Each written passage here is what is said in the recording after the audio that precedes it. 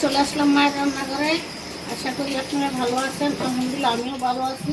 আজকে রান্না করবো হলো শিং মাছ দিয়ে টমেটো দিয়ে একটা ঝোল পাক করবো। দেখেন কিভাবে করি। প্যান বসাই দিছি, এখন তেল দিয়ে দিব।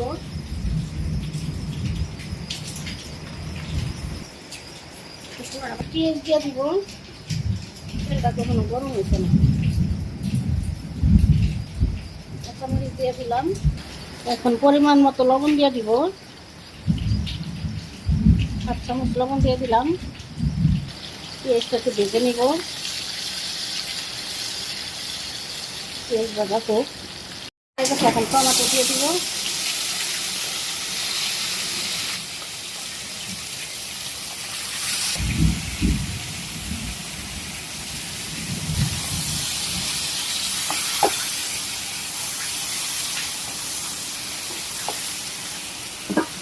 দিয়ে দিব 1 চামচের মতো আদা রসুন বাটা দিলাম। 1 চামচ হলুদের ফাঁকি দিলাম। 1 চামচ মরিচের ফাঁকি দিলাম। 1 চামচ ধনিয়ার ফাঁকি দিলাম।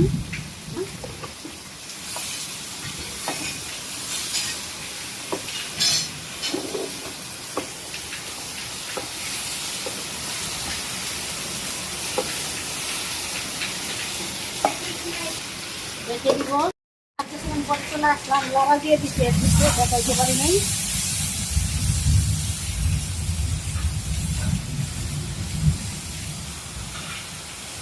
টমাটোটা গলে গেছে, দিয়ে দিব। দিয়ে দিলাম।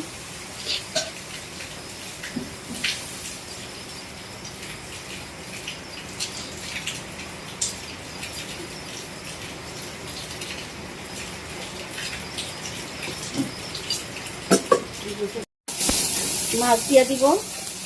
মাছ কেটে মেটে দিয়ে পরিষ্কার করে আনছি, দিয়ে দিব।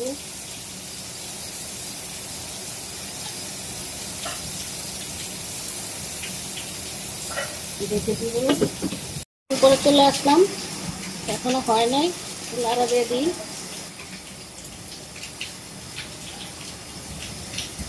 হয়ে গেছে, এখন নামাই নিব।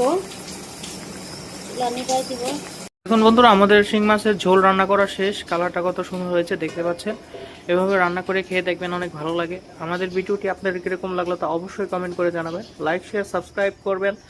আবার কোনো নতুন ভিডিও নিয়ে আপনার সামনে হাজির হব। ততক্ষণ ভালো থাকুন, সুস্থ থাকুন। আল্লাহ হাফেজ।